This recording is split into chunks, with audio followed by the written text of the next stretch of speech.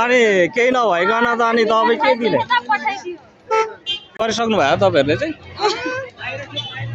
होइन हाम्रो यसो गर्ने होइन के हाम्रो जस्तो भए पनि हाम्रो एमसीले गर्यो भनेपछि राम्रो काम गर्नु फेरि यो पेपर लिएर फेरि उहाँ लाइन पुगिसकेको फेरि ल उताबाट रे यताबाट होइन रे अब भित्र छिर्ने भो त अनि यस्तो गरेपछि हाम्रो यो त दुःख दिने मात्रै भयो नि त अनि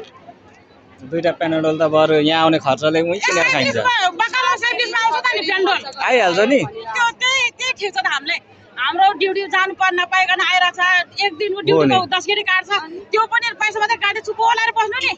गाली बेइज्जती कस्तो गर्छ मान्छेले त्यस्तो गर्दा गर्दा अनि यहाँ आएर ठुलो नाक बल्ल एमबिसीले गर्यो खुल्क्यो एमबिसीले नाम मात्रै चलाउनलाई उपचार भन्ने कुरा केही भएन खाली सोध्यो सोध्दाखेरि के भएको छ कस्तो भएको छ भन्यो उसले होल बडी चेक भनेको त ब्लड टेस्ट हुनु पर्यो एक्सरा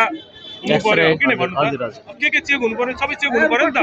खाली अब रुगा लागेछ भने रुगा लाग्यो यो दियो अनि भित्र यसो चेक गराउनु पर्यो ब्लड सर्ट चेक गराउनु पर्यो भनेको हुँदैन भन्छ अन्त त बरु हाम्रो नेपालमा गरिबहरूले लडेर दिएपछि त उ गर्थ्यो हैन कति दुखी पीडित छन् उनीहरूलाई बरु दिए हुन्थ्यो नि हामी त बरु यहाँ सरकारीमा जाने भने 2 रुपैयाँमा पुरा फुल बडी चेक हुन्छ हामीलाई